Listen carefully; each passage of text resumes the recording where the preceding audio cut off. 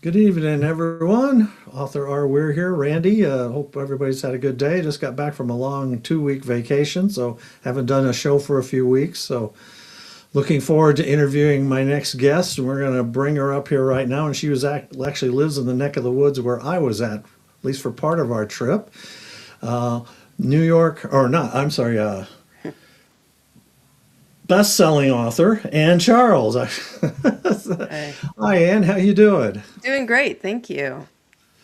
So yes, we were talking a little bit before the show there, and we were talking about Arizona and how crazy hot it's been. I was down there for about 8 days, and we were going to spend 2 weeks down there, and it was too hot. And you were telling us about how bad it was. You're a little north of there, even in the altitude, it was pretty bad.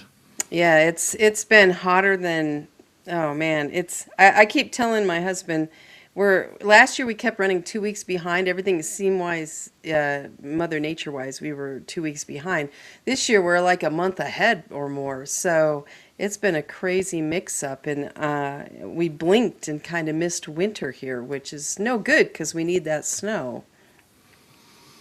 Yeah, and your big rain season actually comes a little later in the summer, but you that kind of fuels you for the year. But you usually at your altitude you do get some snow usually, and you said you haven't had hardly any so far this year. No, it's been a warm winter, and for those of us who live in fire regions, that's always worrisome. I like a lot of snow in the winter, and the cold weather, and the slow build through spring. And up here, we tend to be windy and 60s in the spring. It's beautiful, but all of a sudden it was sweltering. It felt like it in the mid 90s. So I'm just glad I wasn't down in Phoenix. Those guys are getting baked already this year. Yeah, they were talking about 105 and 107, and I've been there in the summer when it's that hot, and I was like, March, is it usually that hot? And everyone said, no, this is way warmer than normal. So, Yeah, too hot, way too hot, too early. so give us a little info about yourself. Tell us the important things that people need to know about Ann Charles. Oh, let's see. Boy, I've been writing for a long time. I first published in 2011, Nearly Departed in Deadwood. It's my Deadwood mystery series. And that's the one that's actually hit the USA Today bestseller list. And it's won multiple awards and hit, top 100s all over the place. So it's a great series and a lot of fun to write. And I will start working on book 15 of that series probably this fall. That's the goal. I do have a busy fall scheduled with some events, so I always have big dreams that, oh, I'm going to write while we travel, and then I just stare out the window and I don't write while I travel. But I have that series. My husband and I co-write the prequel to that series called the Deadwood Undertaker series. It takes place in the 1870s. Same setting, Deadwood, South Dakota, Old West. Only it's back when it was the Old West. And since I write supernatural, there's a lot of tie-ins to individuals that were there in the 1870s that are there in the contemporary times. So that's a lot of fun. And writing with my husband is always a blast. So our kids never know when we're talking at the breakfast table if we're talking about real people or characters. So that keeps it fun for them. Maybe they wouldn't say it's as fun, but I think it's fun. So I also have a Arizona series set in southeastern Arizona down in the desert called the Jackrabbit Junction Mystery Series, and that's what I'm currently working on, book 7 of that story. Or of that series, sorry. And then I also just released last fall the third book in my dig site mystery series, which takes place in the Yucatan. And it's a mix of archaeology, adventure, supernatural. It's a real fun series to write. It just takes me a little longer because I do so much research. I create dig sites based in the real world, but I create new ones so that I can play with the history and come up with what the people that lived at these sites, which gods they worshipped, and all kinds of stuff. So I spend a lot of time researching Maya mythology and current, Maya world, and that is also an ongoing series. So we're working on that. The fourth book will come out in 2027 if all goes well, and right now, the narrator is working on the audiobook for book 3 of that series to come out in another month or two. So, there is another series called AC Silly Circus series that are novellas, but I haven't had a chance to write in those much. So, mainly I focus on the other 4 big series. Well, that's a lot of books. So you're a busy person bouncing around between the two of them. So what got you interested in being an author, being a writer, getting into this crazy business? What motivated you into doing that type of stuff as time went on? Um, I just wanted an ending to a book that I really liked. And I'm not saying there weren't endings that I liked, but I always liked it a little more than it felt like the ending delivered, and I wanted to explore a little bit more. So I decided, hey, write your own story then and create the ending that you like.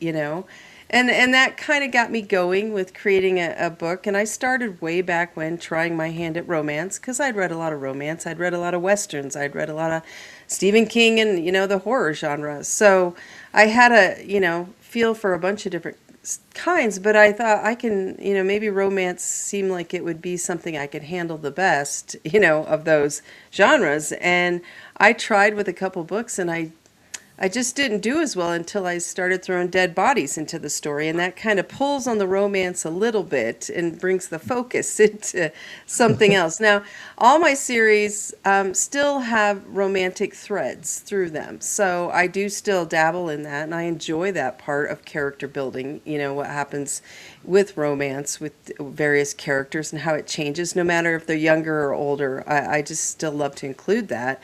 But I do have a lot more with mystery and a lot of humor. Humor is one of my mainstays. I've always enjoyed movies and books where I'm pulled in, but I get to laugh along the way too, and have fun while I read and cringe, and even if I'm scared, but then there's laughter as well. So I like the mix up of all those together. So you have a creative writing background, right? Didn't you go to school? Get a degree? College forced me into a creative writing degree, more or less. I always say. So I started off with, I've had many different career dreams as I started out and went along, and different majors. But with each of the 4 colleges and universities I went to, as I moved around from place to place trying to figure out, what I wanted to do in life, they always had English 101 that I had to take over and over because nobody thought the previous English from the previous college was as good as theirs. So by the 4th time, I was like, yep, sign me up, and I might as well get an English degree while I'm at it because I've taken so much English by this time. And I just, one of the options was creative writing, and by then I was trying my hand at it. I wasn't great, but I was playing with it, at home and in my off time. So I just thought, let's just go for creative writing and get that as part of the degree and, make it happen. And the universe finally played along and lined everything up so I could do it. So I ended up with a creative writing degree. And it was, I'm a genre writer. I don't write literature at this time in my life. I more aim for different genres like, mystery, supernatural, like I said. So it wasn't the easiest going through college because some of my professors were more literature background. And so when I had to write short stories, I would, take their theme and I'd make it fit a genre fiction. Like My Bus Driver's a Vampire was one of the short stories I wrote, and they didn't love them, but they hit all the, what I was supposed to do in a story. So I still got great grades because I did it, but they didn't love what I was writing. So yeah, I just kind of bowled my way through that thing, pushing and shoving, and ended up with the degree finally. I can imagine some of the comments they had when they read some of your work, and they're like, "Yeah, this qualifies, but you know." Exactly. Come on, vampires, you're supposed to be writing about this. And I'm like, I did the theme. Was the theme not included? And yes, it was. So I made it work, whatever it took to get through and get the grade, and I learned a lot because of that, because I, sometimes went on my own a little bit more and sometimes got critiqued in different ways. So it was a good experience overall. But when I finished my father, who, I mean, I was kind of doing this on my own, but he was always there, and my parents. And I remember my father saying, "Well, you're going to go on for your master's degree, right?" And I said, "No way, man. This has been a hard 10 years for a 4-year degree. I'm just going to let life teach me the rest and take classes." And that's kind of what I did. From there, a lot what I learned was through trial and error, and just experiencing it, submitting, synopsis to different publishers or agents, and going through it all, and getting rejected often. So it was all part of the experience, good or bad. So do you still have any of that earlier work, and has any of it kind of worked into some of the stuff you've written down the road? I do. I have a lot of those short stories, and I've published them in the backs of some of the novellas I've written, just as bonuses for people, and I'll share them, just so they can, get a feel for what, early Anne Charles was like. And there's some that I would consider expanding, but I have too many series going right now, so I just don't have the time to do that. But yeah, I've included those. The first book I actually wrote, I wrote by hand on notebook paper, and then I typed up the initial bit to submit it to. It was a romance, and I submitted to Harlequin in London, and I got a really nice rejection, and they said, "Don't give up. We think you show potential." Now they might have just been being nice, but I believed them, so I kept going, and it was from there. That was my first official rejection, and it was so positive that I just thought, I can do this. I think I can do this. And it was a lot of years, of trying until I started, starting to land things and do better. So do you find writing therapeutic for you at all? Do you use it as a therapy, or do you just find it like it's just fun, or you enjoy the writing? I do have fun when I'm in there. With every book, before I start, I go through some dark times of saying, and I'll tell my husband, I don't think I can write anymore. I don't think I can write, continue this, and I don't know how I wrote that last book, and I don't know where all that came from. And he just chuckles and says, "You do this every time." And I'm working on book 40, and he's like, "Every time you go through this, we do this. Let's have the talk. Let's get going."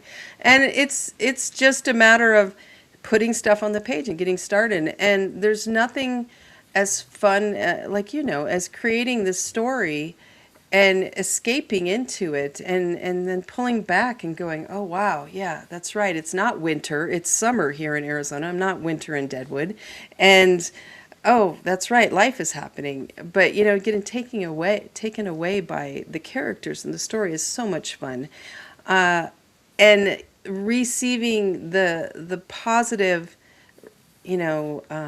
comments and feedback from readers that you've made them laugh. Especially during tough times, somebody was in the hospital and they took the books in and they read them to the person in the hospital or whatever, and it just was uplifting for them. And that's really for me, what it's all about is giving people an escape with some laughter and some cringing and all of that together, and taking you to a different place and helping you, lower your cortisol levels a little bit in this day and age.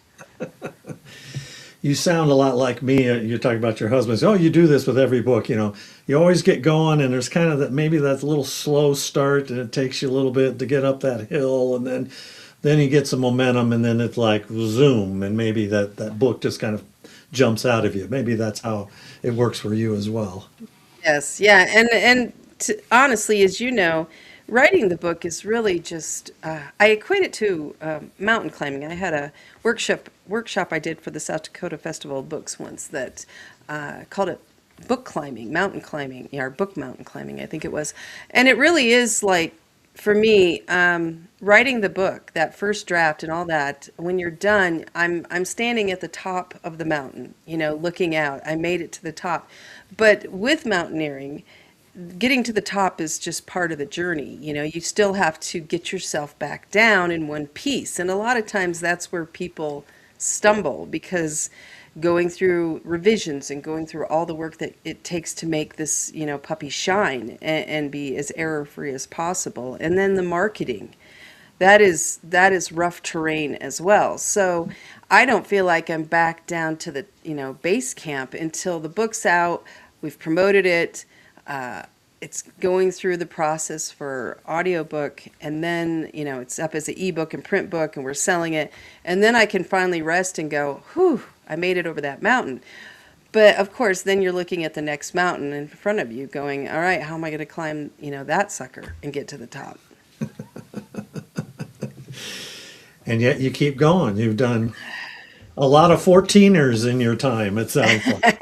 And I just keep going. Sometimes, I used to work fast food when I was young, and every now and then I think maybe the drive-through wouldn't be so bad again, and just work in fast food, because I could come home. I'd smell like grease, but at least I could come home and just crash and not, worry about how's the book doing and are people liking it enough. And now I've got to keep going because they're waiting for the next, and all that. So I saw on your website you talked about a little bit about your quirky characters and how you spend time with them, which I found very interesting, because I kind of feel the same way. So when you're writing those books, and are those characters sitting there in the room with you while you're writing? Do you feel like at times, are they looking over your shoulder going, I don't know, maybe that isn't me? I often just say it's like I'm peeping through the keyhole and I'm watching, and then I write it quick down and tell everybody what's happening, and let the readers know what's going on.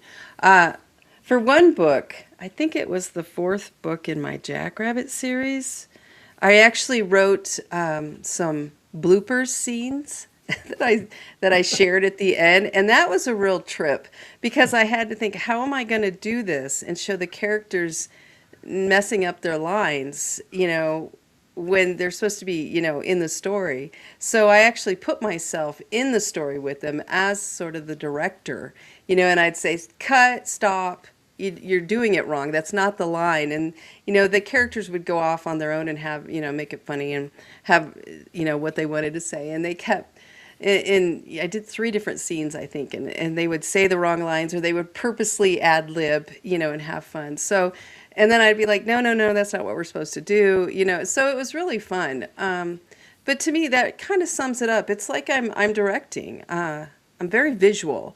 I like to think of it as a movie. When I start the book, when I start each chapter, I feel like, it's the screen. We're coming in on this, whatever scene.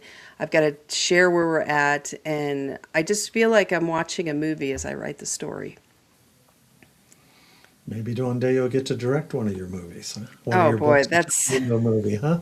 Like you need one more thing to do, right? all right, right. I just want to sit on the sidelines and watch it. Yeah, be an executive producer and cast the check. That's what Farrell Coleman was talking about. He says they can do whatever they want with my stories. Yep. Just I cash the check and go from there. So. Exactly. Whatever they want, let me just, I'll keep writing the story that I know, whatever the director sees as it, go forth and conquer. So you have two Deadwood series, and you talked a little bit about them, but I want to get into it because I go to Deadwood every year as well, and it's an area you go to, and I mentioned it for you before we started that when I go up to Deadwood, I always see your books in all the stores there. Right. And so what's a little bit of the history and why you chose Deadwood as a background for 2 of your series? Well, my mom and stepfather moved there when I was in junior high, and I started spending summers there and holidays, and it became my second home. And My mom worked downtown in one of the tourist shops, and when I was young, we were like 20 miles out of town. So if you didn't want to stay home, which I did a lot of times and rode motorbike and had fun exploring the Black Hills, other times it was fun to go to town. But if you went to town, you had to occupy yourself for her 8-hour shift. And so I'd bring a sack lunch and I'd sit out. She worked at this place called the Old Prospector gift shop, and I would sit out on the bench out front where there was this old prospector statue guy sitting next to me, and then I'd go walk around town, and it was a lot different than it is now, because then there wasn't gambling at that time. So it was, all kinds of stores down there, clothing stores. I bought 501 button fly Levi's down there on Main Street, and all kinds of stuff like that. And I would go to the Adams Museum and any place I could to learn about the history. So I just grew up in Deadwood. It was where I loved to be. The Black Hills are amazing, and when you're a kid and you like to hike and all that good stuff, it was one of the best places to get to grow up and explore. Especially back then, they still had a lot of the old mining equipment and places you could go. I went in many mines. They weren't blocked off, Nowadays, because of four-wheelers that are up there and all kinds of tourism, there's so much more. Those are all blocked off. There's legality, for that kind of a reason. They have to be careful. But I was able to see things that, are now long gone. And I just soaked it up. And so, I had tried writing this book and that book, and I actually wrote the Jackrabbit series, the first book of that, before I started the Deadwood series. But it just, and I wrote two of those, and I had an agent. They landed me an agent, but we just couldn't find purchase on them, with the publisher yet. And then I thought, well, I'm going to write first person for the first time, which is Violet Parker in the Deadwood series, and I'm going to see what that's like, and I'm going to write what I know, which is Deadwood, South Dakota, and I'm going to write about the ghosts, because anyone who's been up there knows Deadwood is haunted everywhere. All over the place there's ghosts. So it just kind of came that way, came about as let's try this.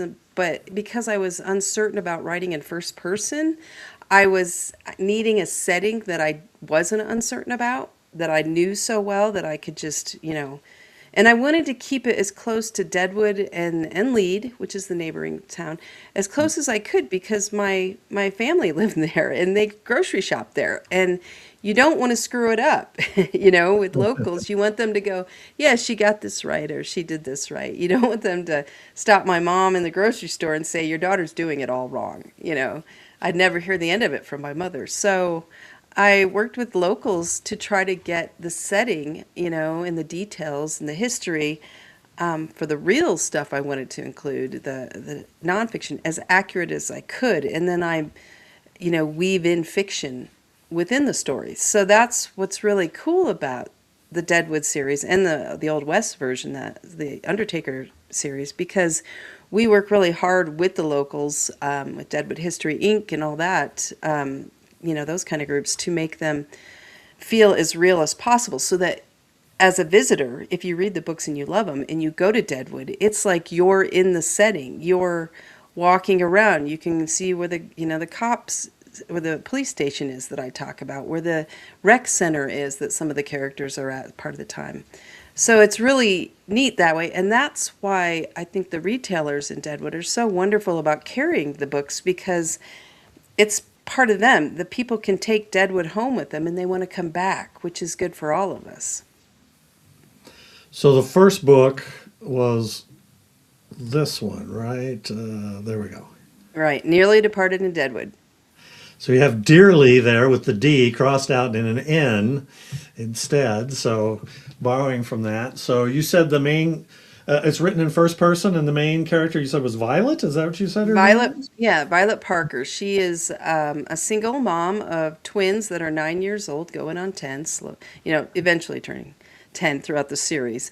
And yeah, she has given up her job down in Rapid City. She was working at a car dealership and never got to see her kids. And so she moved up with her Aunt Zoe, to Deadwood. And Aunt Zoe has a glass shop down on Main Street, hand blown glass, all that good stuff.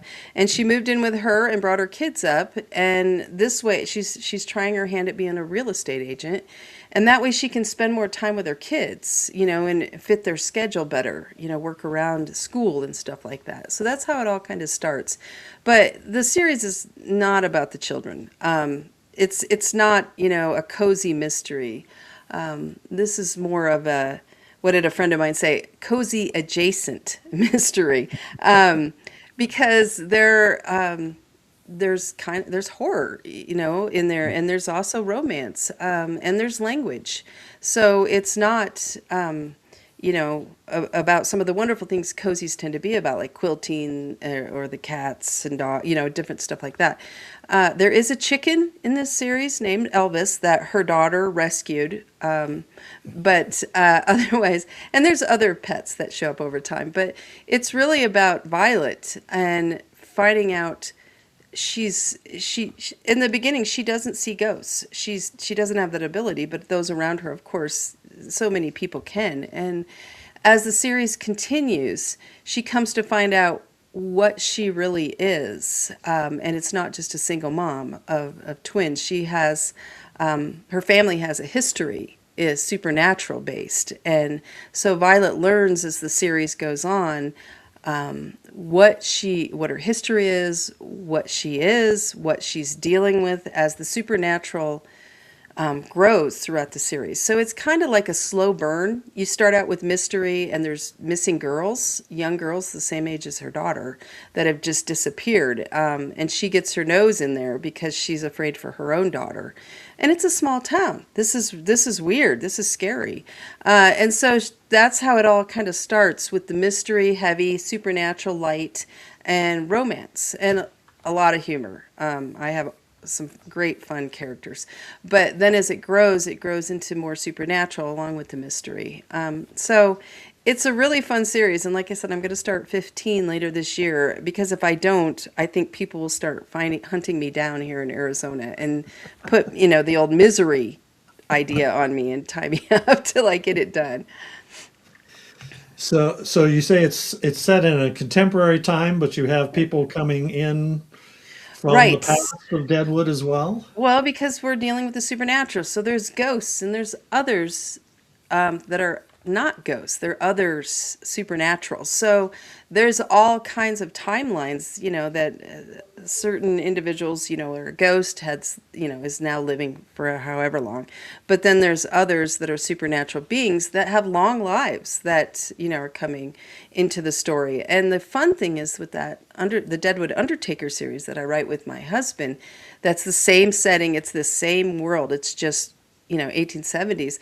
You'll see some of those people that are ghosts in my series is when they're living, and then some of the others, not supernatural beings, that are in both that have barely aged because, they take longer to age. So it's really fun to, cross the characters over and do all that. But with 15 books in that series, and we're working on book 6 in the Undertaker series, there is a lot of work at consistency. We have to be very careful about that and making sure we try to be as consistent with the whole overall series as possible. And of course, your fans will find mistakes, right? Ah, If you yeah, did, they're right? wonderful. But I have a month long, little over a month, editing process that I put the books through, which starts with a first draft crew, and as I'm writing it, and then when they finish, and when I finish and I put all the edits, then it goes to my editor, a professional editor that I pay, and then it comes back and I work at it again, and then it goes to beta readers. And then it comes back from them. And I have a crew of beta readers of about 25 that have been with me for probably 10, 12 years. And they're amazing from all over the country. And they have all different strengths, with what they're looking at. And then it comes back and I go through it again. And then we go through the editor again for a second round. And then she gets it back to me. And then I do one last read through myself along with one other person who keeps track of my story world. She's a story world keeper. So that is the process. It takes, like I said, over a month to get it through that. And that's to try to make it as consistent as possible, clean, fun, all that good stuff, make the books really shine when they come out of the gate. So this was book 14, right? Right. The most recent one. Cops and Clobbers in Deadwood. Yeah, I started that thing with Nearly Departed, crossing off the D and putting the N, and now all of them. Oh, That's the thing for all. So that's the fun of this series is coming up with titles that I can play with. Like book 2 is Optical Delusions in Deadwood instead of it. We add a DE to or cross off the I for delusions, and we spell it that way. And then book 3 was it's Dead Case in Deadwood with dead D overriding the H of a head case in Deadwood. So every book we do that with now. And yeah, I don't know why I do stuff like this. And then I think, oh, that seemed like such a fun idea, but it makes it tough in the long run sometimes. But you're reading an Ann Charles Deadwood book if you see that on the cover. so do you have an idea what title is going to be for 15 yet? You got No, what? I don't. And I don't know about you, but I'm the kind of writer that I have to come up with a title to start plotting the story. I don't know why. I'll sit there for days just going through ideas and waiting for it to feel right. And once it feels right, then I go, okay, now I can start plotting it and get the story rolling. And the title becomes part of the theme. I mean, I do a different theme, a different premise for every story so that it doesn't just feel like the same thing. Every book in the series, even though they go one to the other, one ends and the next one starts up. It's not like a Nancy Drew where it's a whole different, time. It's like time just keeps going. And there's 14 books and we've moved like 7 months, 8 months in the story now. That's it. So if you read them, if you binge them, you're living in almost like a real time kind of feel because I just keep making it, keep adding to Violet's life. So yeah, it's, I get the title and then I can start going forth. But then I don't want to know the title till I'm ready to delve into that world. So I don't come up with them in advance. I just do a to be announced, type of thing on my website. But like right now, I'm working on the Jackrabbit series, like I said, and I've had some fun. Dance of the Winnebagos, Rowdy Coyote Rumble, what else? Twisty Tortoise Tussles. They all have a little bit of Arizona in them. What else have I had? Jackrabbit Junction Jitters. And the newest one is The Charge of the Lawless Lizards. So I really enjoy playing with titles, and having fun with titles. Little tongue twisters there, like the twisty tortoise tussles is like. Yes, a little bit of alliteration these titles. Well, we'll throw those up. So the other Deadwood series, you said you write with your husband. Right. So you've got Life at the Coffin Joint, right? Is that That is the first one, yeah. that's a very bizarre looking cover there. Well, if you'll notice, though, if you look at the first cover for Nearly Departed in Deadwood, the first cover for the Deadwood Contemporary, she's standing like that with the haunted house, between the legs, that whole James Bond kind of feel. So we wanted to do it with this series to start to tie them, so these are the same. That's the same world. It's it's a tie-in that way. And this is not Violet Parker. This is Clementine Johansson, who. She also has some abilities. They're the same kind of supernatural beings. But so there are different ones that, through time, different. And Clementine's wonderful. She's got Viking history. So a lot of the weapons and things that she has are based, are old, passed down, and they are Viking related a lot of times.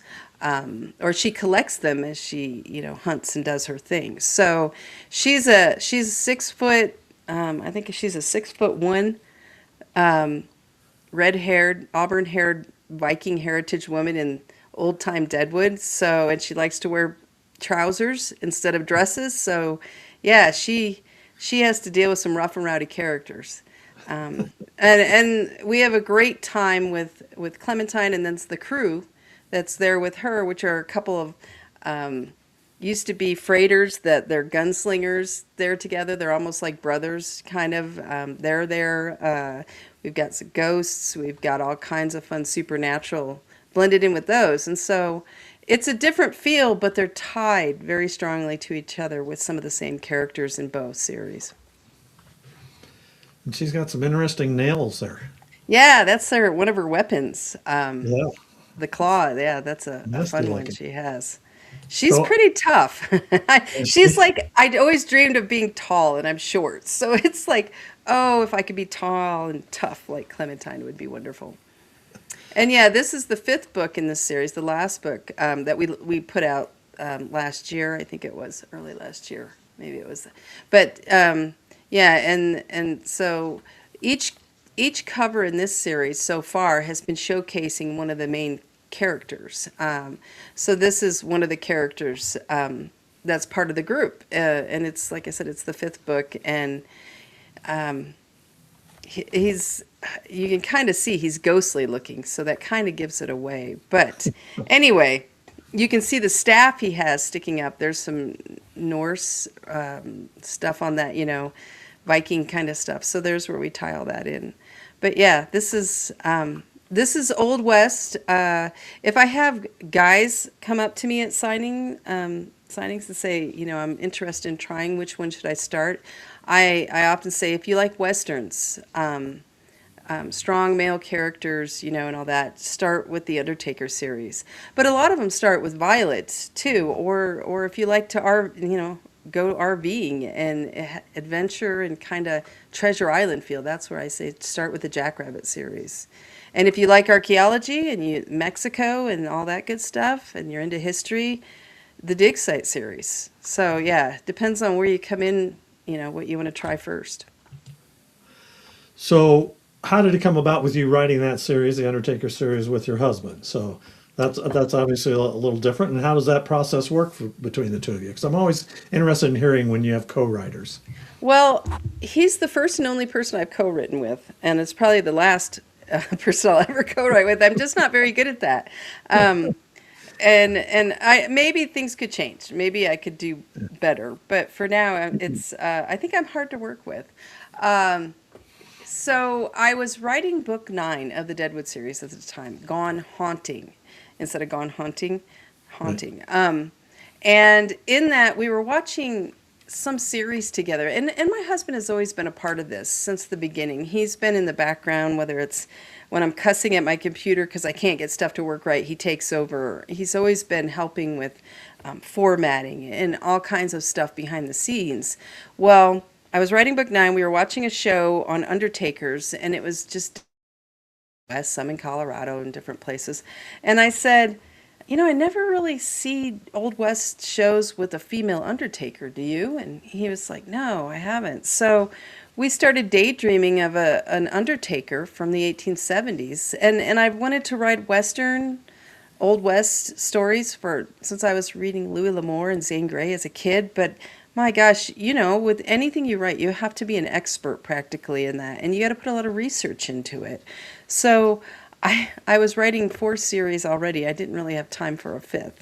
And he said, I'd love to help with this. I love to research. And he'd written some things before. And so we brainstormed this whole idea of Clementine, the Undertaker, who's not really there as an Undertaker. She really has another motive.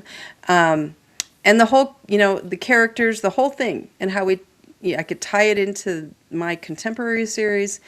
And we started putting it together, and we would we brainstorm, and this is still how we do it. We brainstorm the story as we go, and I'm very anal. I do plot lines, and I do some stuff like that he's like, are we doing plot lines today?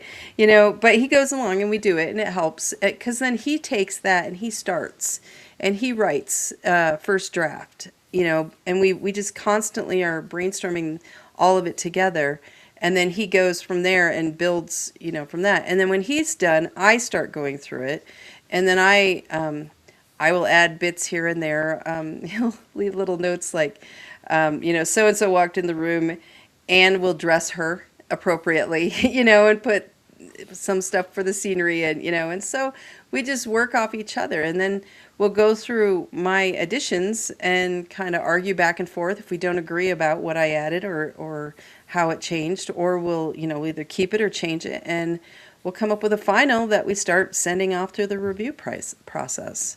And people will say, well, what do you do when you argue about something or disagree? And I say we argue and disagree. And it kind of, a lot of times it's whoever feels the strongest, about a part and what it needs to be, then the other tends to go, okay, let's try that and go forth. We've raised kids, we've remodeled houses together, we've done all kinds of stuff, raised cats. So it's kind of like another child. Very willful, but it takes a lot of parenting together. But I do love what he comes up with that it's something I would never come up with. So having that blend is so much fun. He's read so much too and watched so many Westerns like I have. And so he just comes with a different, point of view. And he's a guy. So he comes in it with what he feels like some guys might want in the story more. So that's why a lot of times, like I said, if it's a guy that's talking to me about where should I start, I'll say, well, you might want to start here because it's kind of the beginning of everything, with the Old West and back in 1870s, and the Deadwood Mystery series, the contemporary one, comes later in that whole timeline. So we'll throw up a couple more for your other series. So I like the title of this one, Dance of the Winnebagos. Yes, I own a motorhome, so you know how that goes sometimes, and I swear that it right. goes sometimes in the motorhome. So Well, that's what this is set down in, like I said, the Arizona desert at an RV park. And I got the idea long ago when I was traveling past Quartzsite in the winter, and I saw that's down off Interstate 10 in Arizona, and I think it's 10, not 8, but anyway, I saw how many RVs there were, and I thought, what's that like? It's like a whole town comes together, and then they disappear come summer, and what could happen. Now the RV site is called the Dancing Winnebagos RV Park in this series, and it's not quite as big as those humongous ones, but it's a decent size, and it's got some that are year round, but a lot of them come for starting in birding season, in the spring. In late February, early March, they're there for the birds, and they just come through and stay, and then they come back in the fall. And this series has the Morgan sisters. There's 3 sisters. They're in their 30s, and they're there. The first one is there, the middle child. They're with her, well, she's not a child. She's 33, but she's there with her grandfather and his old Army vet buddies, and they're in their late 60s, and they're there to hook up with some babes. They want to find new women. One lost his wife, or 2 of them have lost their wives. One has been married and divorced tons of times, and another is also, yeah. So there's actually 3, and they're there. They've lined up all these babes to come to this place, and we're all going to date and see who likes who, and kind of like that.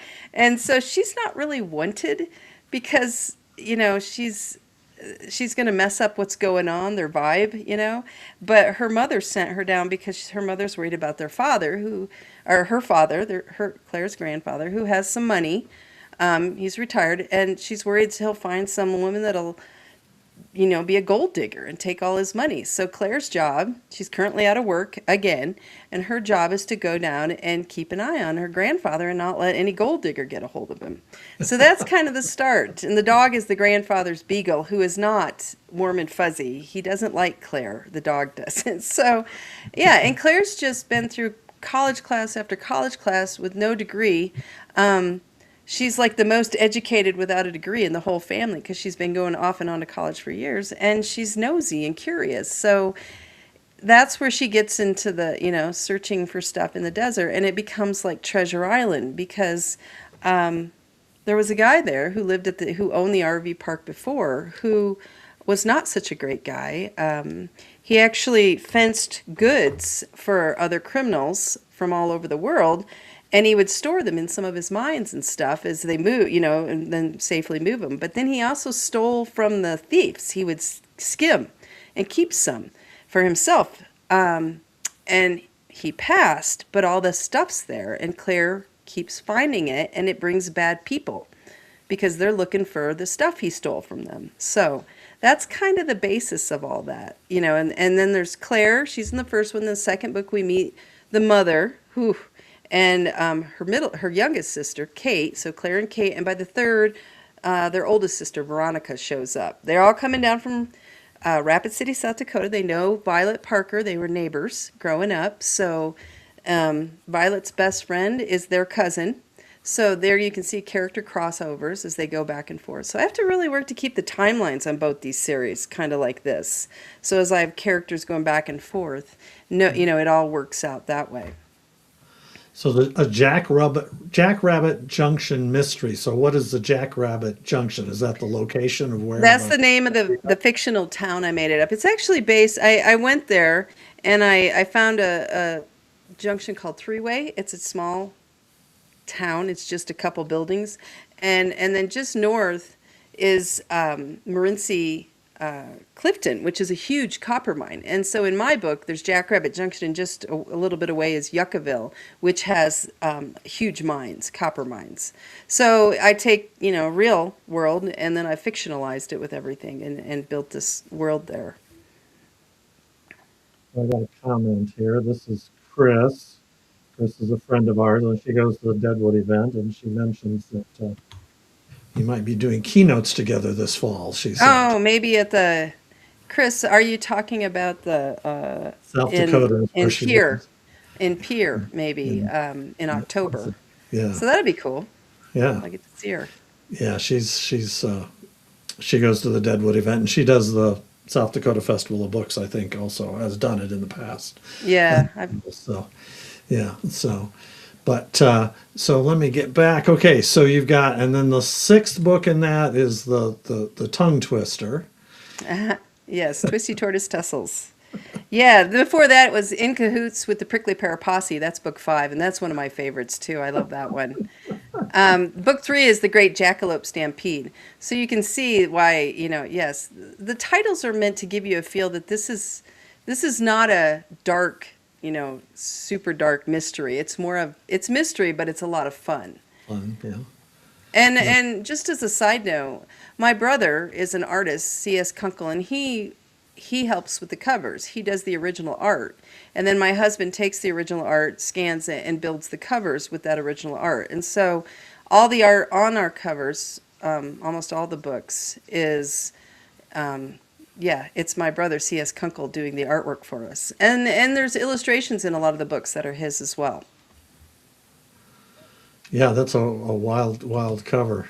So Chris came back. She said it was she says, SD Library of CQ Associates, but then she goes, oops, Facebook added the CQ, she said. So Yes, I will see you. I will see you at the library, the South Dakota Library, and get together. I can't think of the official title, but you know what I'm talking about, Chris.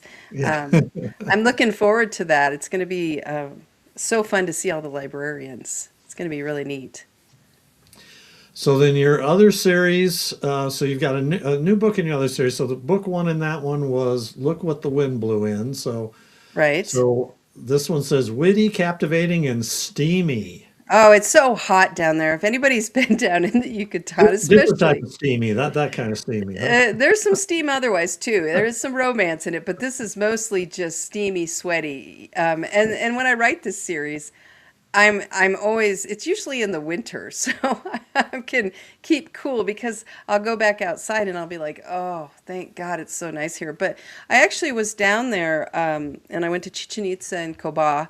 And this one is set near Coba archaeology ruins, and Tulum and some other places while we were down there. And it was December, mid-December, and I was so sweaty. And I was like, well, I got this part spot on. And the hero in this is Quint Parker, and it's actually Violet Parker from the Deadwood Contemporary season. It's her brother. So just as she has abilities, supernatural stuff, he also has supernatural that they don't realize. It's like they've come into it. Once one is kind of lit up, then it spreads to the other, and they start experiencing things, but they're not. It's not like they really know about this at this point. It's kind of a surprise to them.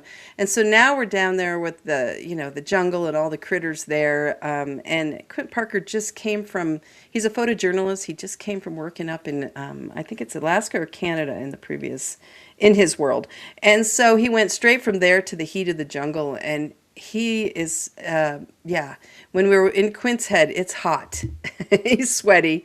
And then the heroine is the head archaeologist, Angelica Garcia, and she and her father, Juan Garcia, work there, and he's an archaeologist as well. So Quint's coming into their world, trying to fit in. He's trying to solve a mystery of his own from someone he knew back when he was young that he was down here working on a dig with, and trying to figure out what happened to that person because they just disappeared. And so he's down there for a reason of his own, and he keeps that from him. So he's got a mystery. She's dealing with the mystery of what happened at this site. There's, all kinds of other stuff going on. So it's a real fun blend of learning about the Maya world and the history, these characters pulling off a dig site, all the archaeology that comes into that, and then Quint trying to fit in there and sneak in with what he's trying to accomplish. So it's a really fun. For me, I just love it. I love going back into the jungle on the page while I sit in air conditioning or winter because it's so hot there. Oh. And then this is my most recent in that series, book 3, Chewed Up by the Jungle. And again, you can see this, my brother's artwork with my husband's, graphic design work all blended together there.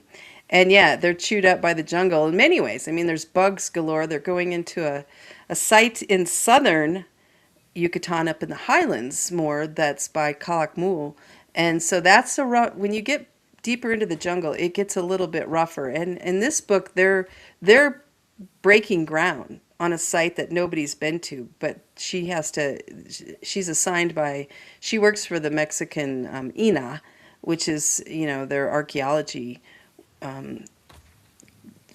division, and she's been assigned to do this because somebody is trying to come in and wants to do some drone work and has LiDAR, the aerial mapping that we have now, so they can see stuff and they want to explore this more, and so she's going in first. So that's kind of, again, and this is a lot of mythology with the concept of what if all the Maya mythology, the beings and the creatures, what if they were based on something real that was really down there, but it's been hidden in the jungle for a while? So that's kind of the concept where the supernatural comes in. And you were saying that series is the one that kind of takes you a little more time because you got to do a lot of research. Oh yes, every chapter takes hours of research just to get to the next chapter, and it's hard work, but when I'm done, I absolutely love it. In the thick of it, I'm like, whose idea was this to do this? This is so hard. It's not my fault. Yes, but I do love it. And so many readers have written to me about they now, some had gone to Mexico, but they didn't realize all this was there. Others are going to Mexico because they are so curious about it now. So yeah, it's drawn a lot of people to explore where they didn't really pay attention to before, which is one of the wonderful things we can do as authors is share places, and expand readers' minds a little bit in that way. So you kind of touched on it a little bit, so I'm guessing, but are you a plotter or a pantser? Sounded like you're more of a plotter, but I'm a bit of both. When I plot at the beginning of a story, I do a whole outline for the different subplots. And I just need to do that to show myself that I've got a story possibility, right? But then I start writing, and by the first turning point, I'm going this direction. And it's like, why did we even waste our time? But it's like I need to do it in order to have the confidence to start the story. And then everything, just takes off on its own. And ideas come along the way. So I call what is it people say? They're planters. Planters, yeah. Yeah, it's more like that. I need the structure, and I will continually, as I write, I do scene and sequel for each chapter. So I'll do goal, motivation, conflict, and then reaction, dilemma, and next goal. I'll do that along the way, and I keep track of that in a notebook. So I have notebooks of this stuff. And then I'll do a thread worksheet to make sure I'm hitting all the threads of everything. So I'm really anal along that line, but then when it comes to the story, it just kind of pops out. Well, that's good. I mean, sometimes, you don't want to be rigid because you're letting the characters kind of help you write the Right. story in a lot of cases. Right. Yeah, exactly. I mean, it's just it's organic, quite a bit of it that just comes out. You just need to have the I need to have a little bit of structure to give me the confidence to go off, the beaten track and try something new. If only someone could plug into our brain and see all that stuff we're thinking about I know, while I know. right? I had this with some of my research for this newest book. I've read, where they would have field notes within or at the end of the different research books I was reading. And I thought, oh, wouldn't it be fun to do field notes? So for every chapter, I have Quint Parker doing field notes like he would as if he was writing an article and, being doing his job. And then at the very end, I went back and I went through the field notes, and I have more with the field notes that, he's commenting on like he's writing a nonfiction book, like he was writing this with me. So, and again, that was one of those things. Is it's a great idea, and I loved it. But halfway through, I was like, "What are you doing? You made this harder." So, but in the end, I think it's really wonderful that it adds a different element to the book that the others don't have. It feels a little different. And that's what I go for with these long series, is so that every book does not feel like the last one. Everything shifts, the theme shifts, the premise shifts, we're focused on different areas. In the Deadwood series, the big one, we have different buildings or locations that we're focused on. So it feels like you're moving around and things are shifting. And the character growth, I keep track of that. So the characters continue to grow and learn, and get better at what they do. So do you anticipate the big Deadwood series continuing to go and go and go? Do you see any end in sight there? I have an idea of how I could not really end it, but transition it to another series eventually. Hmm. But no, this series, I wrote the first one, and when I had a agent at that time, she said, "This is wonderful. Do you have book two going?" And I said, "No, it's a single title." She said, "No, it's not." And I said, "Oh, well, I guess I could think of book two." And then book two, I would tell people, I think there's going to be like 5 to 7 books. And then it became 12. And now, working on 15 next, I don't know, because new things keep happening. The characters keep growing. The stories, the series. I have a series arc that I'm following, but, between the big series turning points, there's a lot of room in there to play. And so this book is going to go until the readers say enough. But right now, they're I've tried to make them so they're really good at binge worthy wise. You just want to keep going and going, and then you come to the end, and then you send me an email going, "What the heck? Where's the next one?" You don't even have on your website when it's coming out an exact date. And I'm like, "I'm sorry, I've got these other 2 series or 3 series I'm working on at the same time."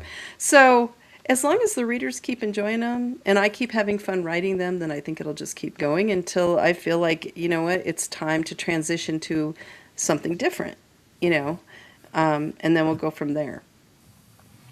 So are you usually writing on more than one book at one time, or do you really focus on one, then you go to the next one, since you've got the I four series? I am so jealous of people that can write multiple books at once. Oh, I am Tough. envious of their brain. My Yeah. brain is like, we do one thing at a time. Don't push us. Yeah. This is how we're going to do it. And so I'm working on this book. By the time I'm halfway through a book, I'll start thinking about the next book in the next series, in a different series, and I'll have ideas, and I'll be like, "Oh, I have all these ideas." And my husband jokes and says, "You have to finish. Stop. You're going," because I'll be like, "Oh, let's go do this." I'll start working on all these things I'm going to do. And then it's like, "Come on, we got to finish what we're doing." So, I do that where I start daydreaming what's happening next by, like I said, the halfway point. But I can really only write one book at a time, unfortunately. And I'm not fast. I have some friends that are incredibly fast writers, and they're great. They write great stories, but I'm not. It takes me, once I get going and hitting about 2,000 words a day, it takes me about 4 months to get a book out. But the problem as I age is that the time between books is getting longer because I finish a book, I want to enjoy life. My kids are getting older. They're going to move away, I Right. think. Are they? Maybe. Maybe. You never Um, know.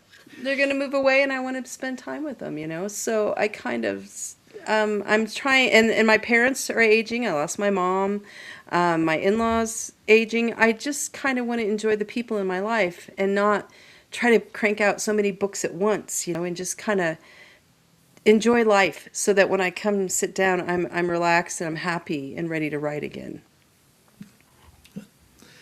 Well, we're at an hour, so we'll start wrapping up the last few questions there. I know you said you weren't on any really strict time, but we've killed an hour, so we can kill a little bit more. But I always ask everyone this question. The show title of the show is "Bringing Life to Characters."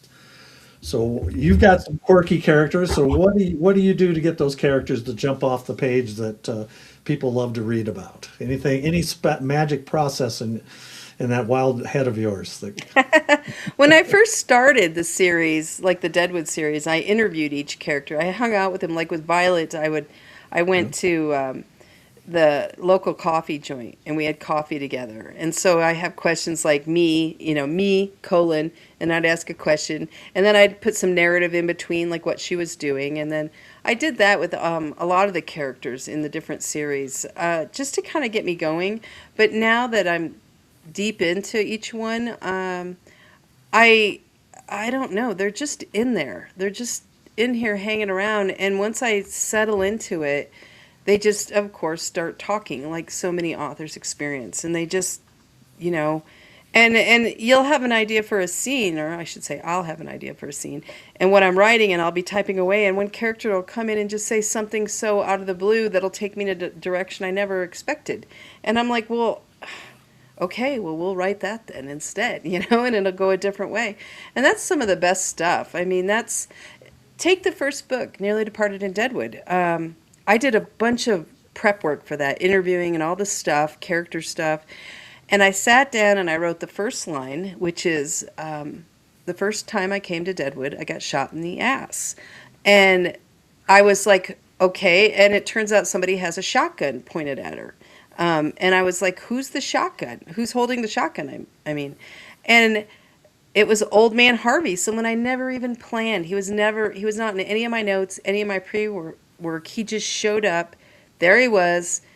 Turns out he's her bodyguard, basically. He's like a father figure bodyguard that just hangs out. He's quirky, crazy. He's always looking for, as a new hen. He hangs out, at the senior center, and he gets into trouble there, and he's a wild, fun character that so many people love. And I didn't even know he was going to be part of the series, and he's such a main character. So that kind of stuff, will happen too. I think it's a lot just letting your mind play, and not be so, we have to do it this way. No, just let it play. It's like playing. When I grew up, I played with Fisher Price people and Weebles. That's how old I am. Weebles wobble, but they don't fall down.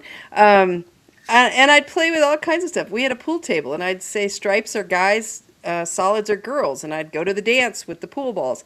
I don't know. I was always making things happen like that and play, having fun with imaginary people that way. So I guess it makes sense that I write, but I didn't realize this was what I was going to do. It just kind of, the universe made me do it, is what I say, because it kept putting me through college in the English classes. I like hearing what you say, and you're going into the coffee shop and you're interviewing your characters, and I'm thinking, are people looking at you going, "What is she doing over there?" You're not What changing seats, right? You're not doing your. I ask the question, and you go over here and you come no, over no, here no, and no, play no, the no. character and answer the question, right? Yeah, no, no, no, no. Just interviewing them on the Yeah. page. Yes. So I know you got four series, and you're kind of just back to the wall, but is there, and you mentioned another little thing that kind of throwing around, but are there any books sitting in your mind that you're thinking about that you want to write that you haven't written yet, or maybe something even totally different than what you've already written? Yeah, there's a couple. There's a Nevada series I want to write. It's a kind of along the same lines as supernatural mystery, and it ties into some of the people in the Deadwood series. And I've written a short story that's a Christmas story for that, but I haven't been able to put any more time to that. But there's one I'd like to do. But there's also just this last weekend we were not this weekend, but the weekend prior. While you were in Tucson, I went down to Tombstone. There was a book Hmm. festival there, and some friends were there selling. We went to see them. And when we were down there, we were driving around. Then we went up to Jackrabbit Junction area, and I filmed so that readers could see what it looks like, and I put it on my YouTube page.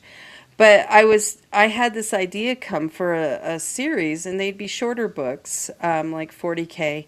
And I have all kinds of ideas, and I was telling my husband all about it. I could do this, I could do that, and then I'd do this, and then I'd do that. And he's like, you are just really, you really got this going. And I was like, I really want to write this all of a Yeah. sudden. But it's probably because I have to write the other books. So my mind is going, let's write something else. But yeah, I do have some other series I'd like to write and explore. But I just, I Time. guess I'm waiting for maybe if my kids do someday move out and I'm empty nesting, then maybe I'll have more time to just fill with writing. But for now, even though they're 19 and 21, we're busy. It seems like we're doing stuff, and enjoying adult kids and going places with them. So it'll have to wait.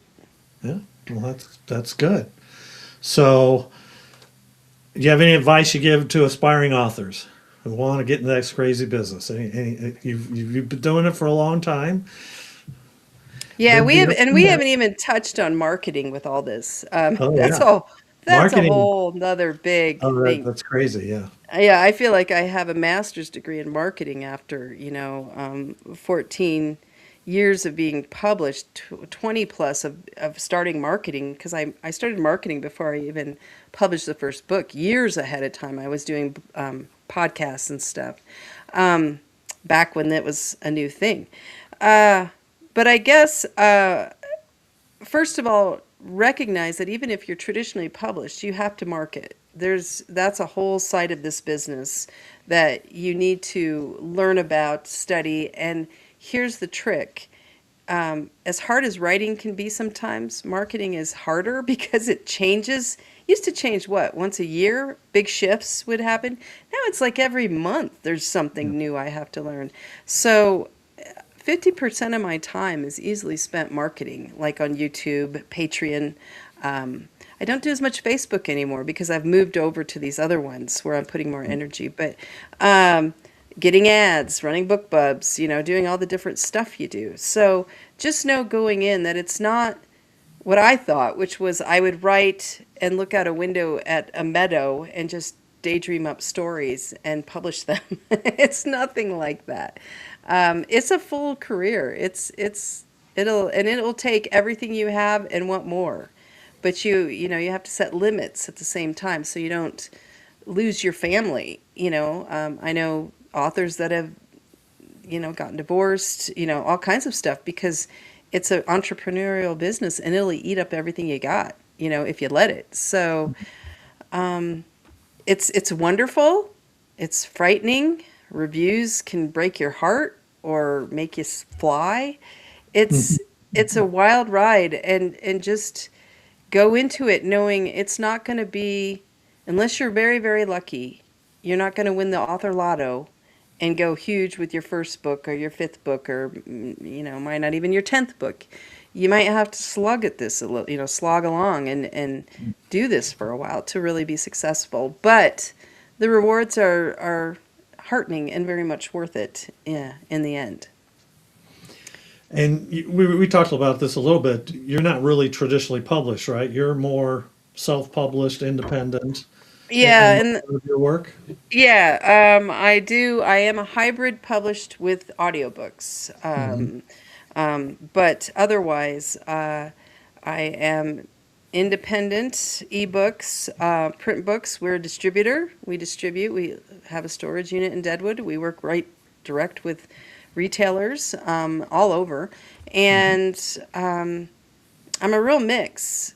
Not saying I wouldn't someday try something in another realm, but for now, this is what works. And I've been doing this, we've been doing this for a living for our family since 2013 when I quit my day job full time and my husband was quit and we moved down here to Arizona and we were full-time authors with the business. And it's been wonderful supporting our family and we've made a go of it, but it's not because it's been easy and, it's Right. taken a Well, lot there's of a lot of work. cost involved when you're Oh yeah, independent right up front. Yeah. So, oh, the bookkeeping alone. yeah.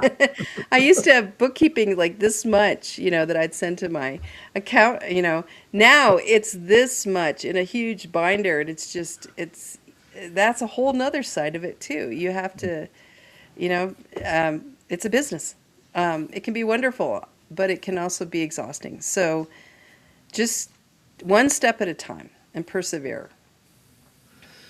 So you said you got some busy time coming up. What events do you have coming up? Anything big you're going to be doing? I'm so happy that I don't have anything until September. I purposely kept, we were going to head to Deadwood earlier and do some reader events, but we decided we're going to push it back into the fall.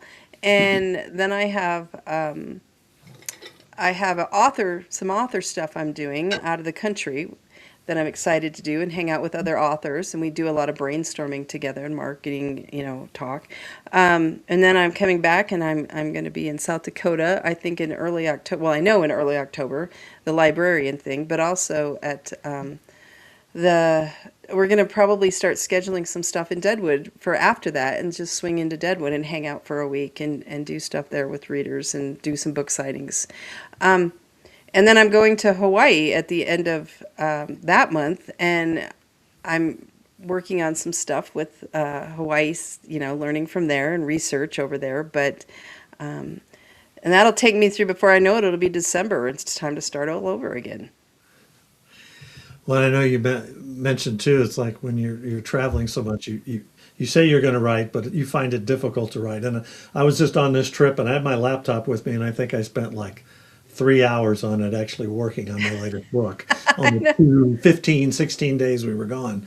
And I Right. know some authors who, well, they're like Bruce Coffin is a mystery author, and his wife drives him to the event, and he's typing away on his laptop while she's Wow. driving, and I'm like, good for you. I don't know that I could do that. No, It's really I know. challenging. Well, part of my problem is I love to drive, and my Yeah, husband, he's a much better driver than I am, but he loves to ride and look at this. that's And it. so we make a really good team of I drive and he rides, and I'll say, "Look, what's that thing over there?" So then he'll look up and we'll learn about stuff as we travel. And we love physical geography and geology, so we're always looking out the window and talking, and we just don't.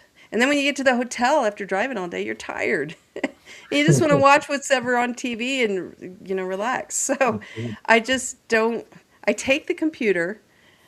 And it's just rarely ever do I accomplish anything. But I always feel like, well, it's here in case I need Yeah, it. just in And case.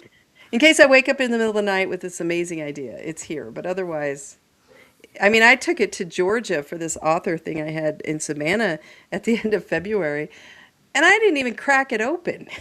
I was like, I lugged that thing through security and all that stuff. I didn't even, I thought for sure if I was with other authors, I'd write. Nope.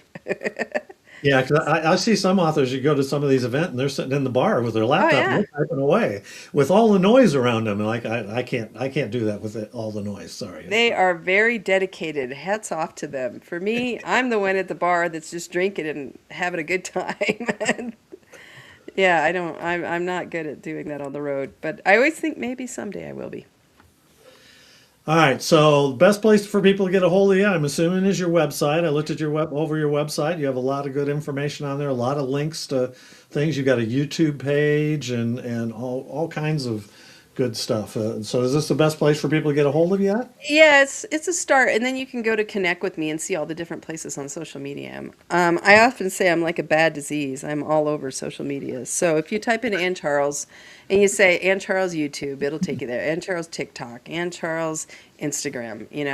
I try my hand at a lot of stuff, but right now my main thing, like I said, I'm at Patreon, and trying to cater to people, the fans there better, because Facebook has really made it tough for us to reach out Yeah. and interact like we used to. So Patreon, you can be free or you can be one of the paying tiers. I don't care. We do stuff for everybody.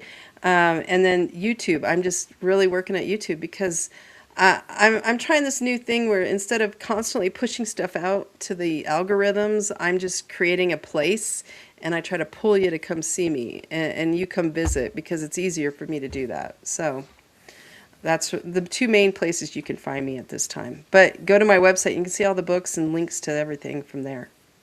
And you can purchase books through the website as well. You have signed copies and stuff that people can get. Exactly. If you want an autographed copy, we do shipping. I throw in also all kinds of good promo goodies and all kinds of fun stuff, and I can write it to your mother, to your dad, to whoever you want, and say whatever message you want.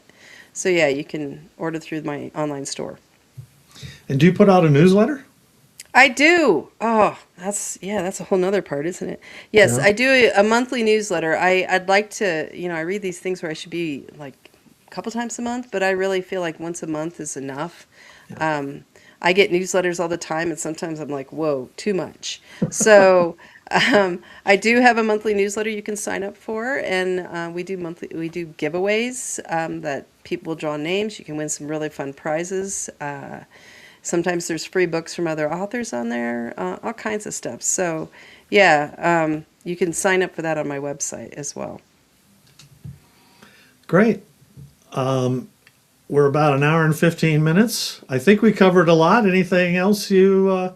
No, but we should book a whole thing and talk about marketing if you want. Oh That's yeah, a one whole. day I might have We to have could. you back on for marketing because yeah, We marketing could. is like you said, Oh, it changes. We could record it and like next month it might be out of date. So exactly. It's a continually evolving thing that I think a lot of authors maybe they don't realize what they're getting into until they get the book done and they publish it, and then they're like, well, I need to market. And then they realize how vast the marketing, horizon is and all that you can choose from. And it's overwhelming. And, all that comes with that and the costs, how much marketing can run you. So, and the pitfalls, there's a lot of sharks out there trying to get your dollar too. So yeah, that's a whole nother topic for I'm authors. sure you get as many emails, probably way more than I do through your website about offering to get your book in front of 6,000 different book readers at the book club of the month and Oh, whatever. And the number is always changing and going up. And yeah, it's so bad. I It know. seemed like it started in January, right at the beginning of Oh, the yeah. year. Somebody Yeah. sold lists of our information, and oh, it's just nonstop. Um, Horrific. And I know other authors are experiencing it. Yep. Plus, there's the whole AI situation with Anthropic, the Mhm. lawsuit, and I'm part of that. I have 16 books that I'm sure. they got. I don't know if you're part of that too, but I'm part of I put that. my name in there. It doesn't look like they got any of my books that I can see, but my name's in there just in case. You never know. You don't know, but I was fortunate in that I copyrighted, and that's due to my husband. From the start, he's been like, "We need to go through the copyright hoops," and so I Hmm. did. And if you didn't copyright, I have friends that have hundreds of books stolen that they won't get anything because they didn't go through the copyright process because you don't have to. Right. But yeah, there's stuff like that that's just it's nonstop. It's exhausting. Some days I don't want to get out of bed. I just want to lay in bed and imagine story and just forget about everything else. Yes, the whole AI stuff is very. I worked in the computer world for years and years and years. I'm basically retired these days, but all that stuff, and if you've ever seen like the Terminator movies and stuff, it's just like, when is it going to take over the world, right? Exactly. And Yes. AI learns, but what is it learning? What is it learning from? Because AI can learn the wrong stuff as easily as it can learn the right stuff, right? So that's Exactly. And then there's just so many tools you could use for marketing, or maybe you don't want to. Maybe there's purists that don't want to use anything AI, and I get that. And then there's those who want to mix up with it a little and those who want to use a lot. And personally, I don't write. AI has nothing to do with the writing process. It's not right. even it's all I can do just to run this thing. So, but I You know, have your own there's AI. Yeah, exactly. I know authors that are adopting it, including it to brainstorm, and then others that are like, absolutely not. So, yeah, it's never boring, this book business. That's for sure. I pledged in one of my newsletters to my readers that I would never use AI for writing a book story. It's always going to be my mind.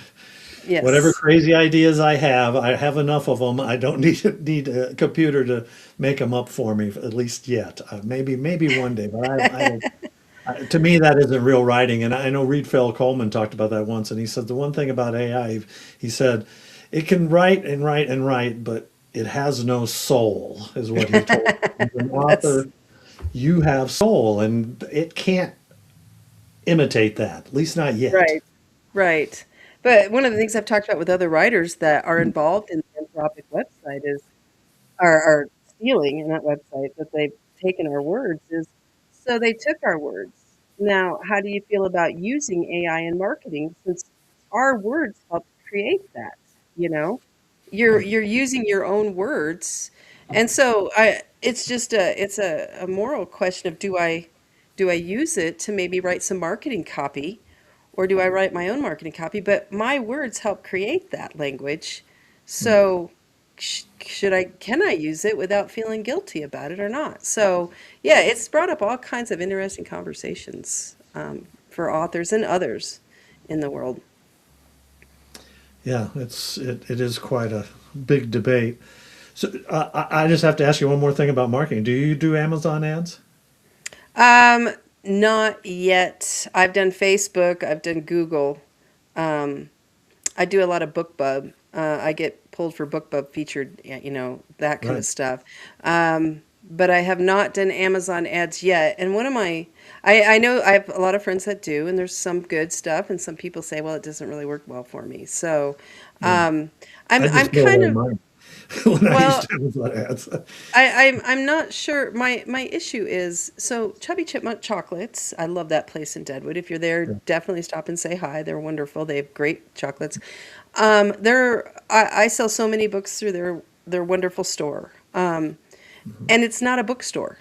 It's a Right. chocolate store. So one thing I learned early on was, a lot of times I sell better at non-book things. And so advertising on Facebook seems like, okay, that would work a little better because it's a lot of stuff. Whereas advertising on Amazon with books feels like I'm just in a lot of competition. But again, some say it's really successful for them, and others say not really. So I don't know. It might be something in the future that I explore. Yeah.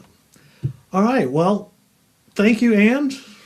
We've gone about an hour and 20 minutes, so I don't want to keep you too late, though you're an hour later than or an hour earlier than I am. So, but I appreciate you being on the show. It was great talking with you. Hopefully, maybe I'll run into you someday at some event somewhere and get a chance to pick Yeah. your brain a little more. And yes, well, maybe we'll have to have you back on and talk about marketing down the road. Yeah, we could fill a lot of time with that. So, well, thank you for having me on. It's been great to be on here chatting with you, and so fun to meet someone else that goes up to Deadwood and hangs out up there. Yeah, there's an event every year in the middle of June. There's usually 70, 80 authors that go there, and it kind of varies. Some years it's during Wild Bill Days. This year they couldn't get it scheduled, so it's going to be during when the rodeo's there. So Ooh, that'll be interesting. usually a fair amount of people come in and get some decent sales there, and they do a lot of training sessions, and they have a raffle for the Shiloh Horse Rescue, which is Oh, that's nice. people, the authors put together baskets and stuff like that, and people put in tickets. So usually gets a good drawing, and I guess we enjoy it just because it's a week's vacation for us. We good way to write off a vacation. Well, it's work, right? But it's a Right, right. vacation. And the Black Hills in the summer are just amazing. It's Yeah, so beautiful there. yeah. So okay, great. Well, thank you, Ann. Appreciate you being on the show. I will send you an email after later once I get the file and let you know where the links are and how you can get a hold of the recording so you can post and promote it all you want. So Great. All right. okay. Thank you. Thanks again for having me on. It's been great Yeah, to meet you and chat with you. yeah. Thanks, Ann. Bye bye. Bye. Oh, excuse me. Thank you, everyone. We will be back next week with TK Fleming on March 30th at 6 p.m. also. So hopefully you'll get a chance to check out the latest author I get to interview. They're always fun. Good night.